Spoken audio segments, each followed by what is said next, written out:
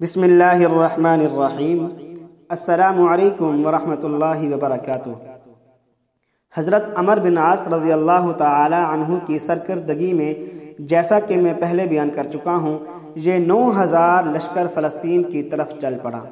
اگلے روز حضرت صدیق اکبر رضی اللہ تعالی عنہ نے حضرت ابو عبیدہ بن جراح رضی اللہ تعالی عنہ کے لیے فوجی نشانات تیار کرائے اور ان کو تمام افواج اسلامیہ کا سپہ سالار مقرر کر کے حکم دیا کہ اپنے لشکر کو لے کر جابیہ کی طرف روانہ ہو جائیں، اور فرمایا، یا امین الامت، جو نصیحتیں میں نے عمر بن عاص کو کیے ہیں انہیں آپ بھی سن چکے ہو، اب میں تمہیں رخصت کرتا ہوں۔ ابو عبیدہ بن جراح رضی اللہ تعالی عنہ یہ سن کر روانہ ہو گئے۔ حضرت ابو بکر صدیق رضی اللہ تعالی عنہ جس وقت انہیں رخصت کر کے واپس تشریف لائے تو آپ نے خالد بن ولید المخزومی کو بلا کر قبیلہ الخم اور جذام پر حاکم مقرر فرمایا، اور ایک لشکر جو بالکل تیار تھا، جو 900 سواروں پر مشتمل تھا، آپ کے ساتھ روانہ کیا، اور سیاہ رنگ کا ایک نشان جو رسول اللہ صلی اللہ علیہ وسلم کا تھا آپ کو دے دیا۔ یہ 900 سوار وہ تھے جو رسول اللہ صلی اللہ علیہ وآلہ وسلم کے ساتھ اکثر لڑائیوں میں اپنی جاں بازی کا ثبوت دے کر خراج تحسین وصول کر چکے تھے۔ اس کے بعد حضرت ابو بکر صدیق رضی اللہ تعالی عنہ نے خالد بن ولید کو مخاطب کر کے فرمایا، اے ابو سلیمان، میں نے تمہیں اس تمام لشکر پر حاکم مقرر کیا ہے جو تم ملک ایلا اور فارس کی طرف یہ لشکر لے جاؤ۔ مجھے خداوند تعالیٰ کی ذات پاک سے امید ہے کہ وہ ان ممالک کو تمہارے ہاتھوں سے فتح کریں گے اور انشاءاللہ تعالیٰ تمہاری نصرت اور اعانت کریں گے۔ یہ کہہ کر آپ نے انہیں بھی روانہ کر دیا، اور حضرت خالد بن ولید رضی اللہ تعالی عنہ بھی عراق کی طرف رخ کیا۔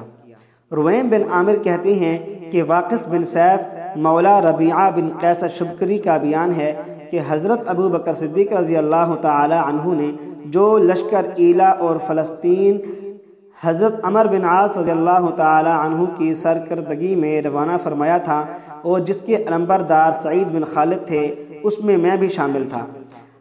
حضرت سعید بن خالد کو میں نے دیکھا کہ آپ کے ہاتھ میں نشان تھا، آپ اس کو جنبش دیتے تھے اور یہ اشعار رجزیہ پڑھتے جاتے تھے۔ اشعار کا ترجمہ یہ ہے کہ ہم ایک چھوٹے سے لشکر کے ساتھ جو بہترین قوم سے ہے چلے ہیں، اہل شام کے باغیوں یعنی کافروں کی طرف، جو سلیب کے بندے اور برے لوگ ہیں۔ میں بہت جلد ان کو زمین پر تلوار کے ساتھ گرا دوں گا، میں ان سے خوب اچھی طرح نیزہ بازی کروں گا، اور میدان کارزار میں میں کسی چیز سے نہیں ڈروں گا۔ اس جنگ سے میرا مقصد سوائے اپنے رب کی جنتوں کے کچھ نہیں، اور تاکہ قیامت کے روز میں بھی نیکوں کی صف میں کھڑا ہو جاؤں۔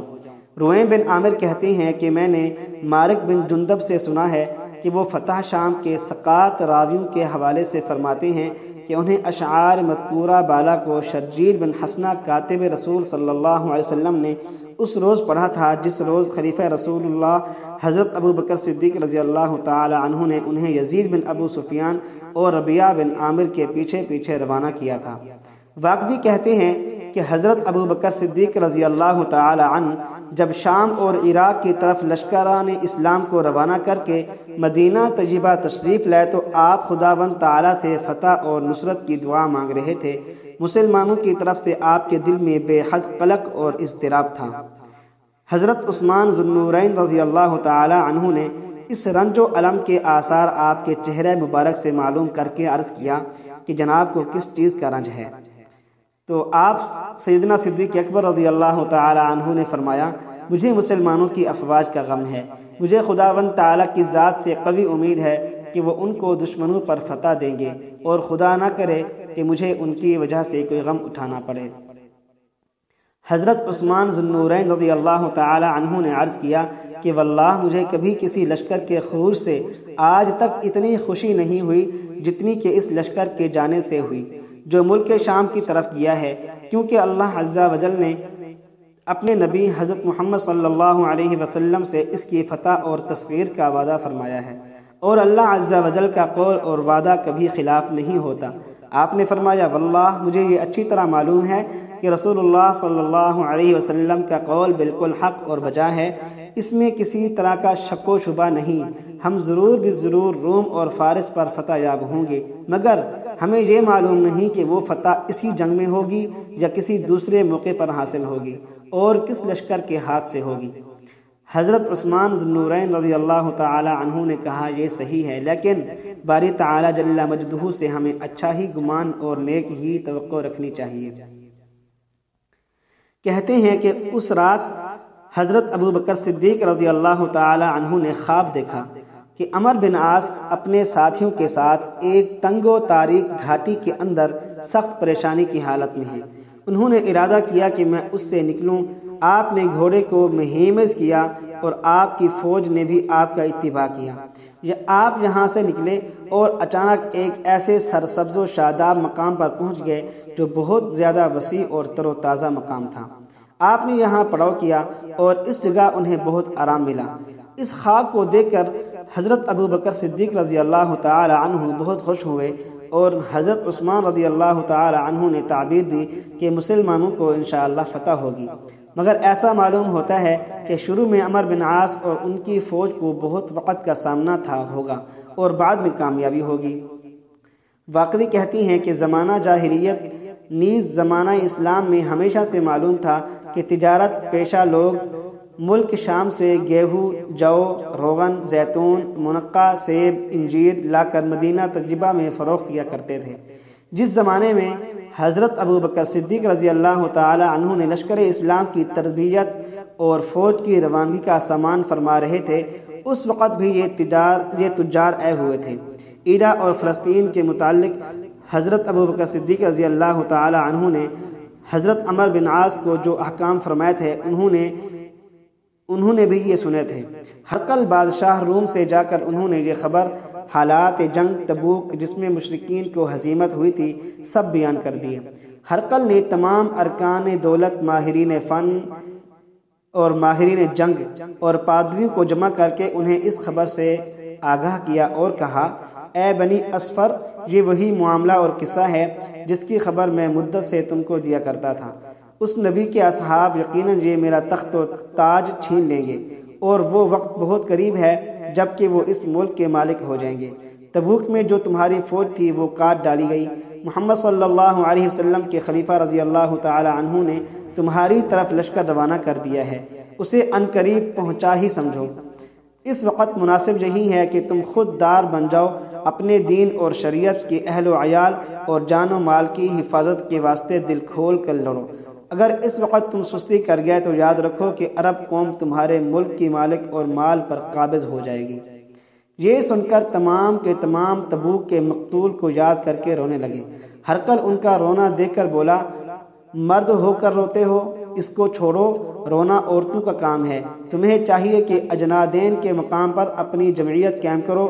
ہرقل کے وزیر نے کہا ہماری خواہش ہے کہ آپ ہمارے سامنے ان لوگوں کو بلا کر جنہوں نے آپ کو اس بات کی خبر دی ہے دریافت کریں۔ ہرقل نے حکم دیا اور ایک سپاہی ایک نصرانی کو جو قوم الخم سے تھا لے کر حاضر ہوا۔ ہرقل نے پوچھا کیا تجھے مدینہ تجربہ چھوڑے ہوئے کتنے دن ہوئے؟ اس نے کہا 25 روز۔ ہرقل نے کہا مسلمانوں کا سردار کون ہے؟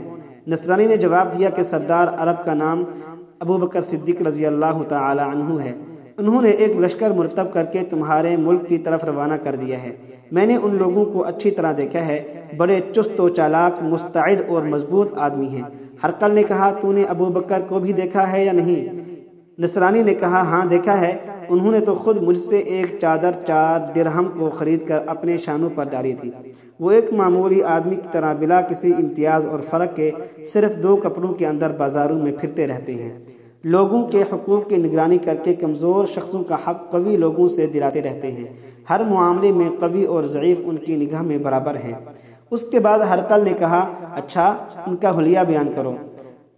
کہا کہ ان کا قد لمبا، گندم گو رنگ، رخسار ہلکے اور پتلے ہیں، انگلیوں کے جوڑ کشادہ اور آپ کے اگلے دانت نہایت خوبصورت ہیں۔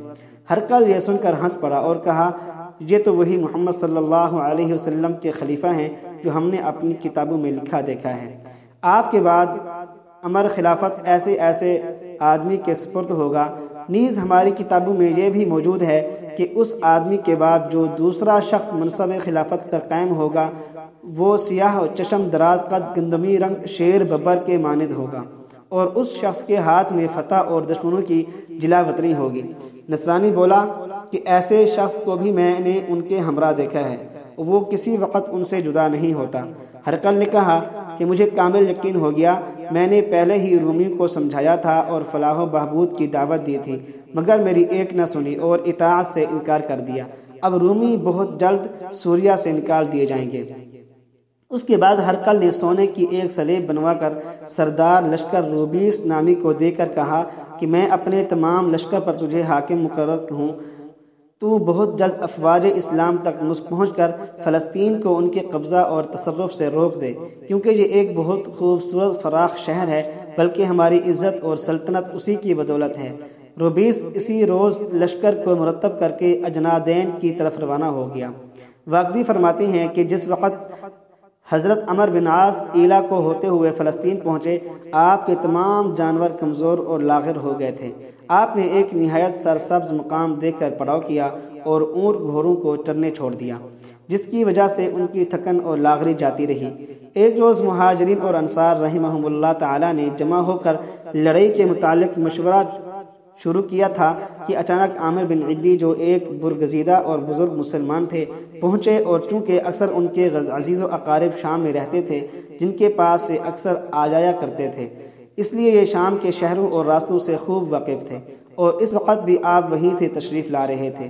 مسلمانوں نے آپ کو دیکھ کر حضرت عمر بن عاص کی خدمت میں پیش کیا۔ حضرت عمر بن عاص نے ان کے چہرے کو متغیر دیکھ کر فرمایا، عامر کیا بات ہے، کیوں گھبرائے ہوئے ہو؟ آپ نے جواب دیا کہ میرے پیچھے پیچھے رومیوں کا ایک لشکر جو نہایت عمدہ گھوڑوں پر سوار ہے اور درختوں کو کھینچتا اور کاٹتا چلا آ رہا ہے۔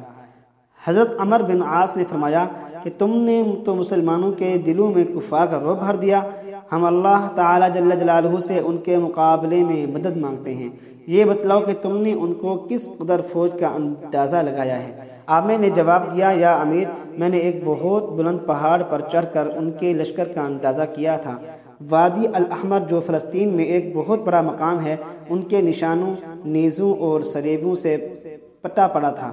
میری رائے میں 1,00,000 آدمیوں سے وہ کسی طرح کم نہیں ہوگا۔ مجھے اسی قدر معلوم ہو سکا ہے کہ اور بس، اس کے بعد اور کچھ نہیں معلوم ہو سکا۔ اس کے بعد انہوں نے اس کی معافی چاہی، جس سے مسلمانوں کے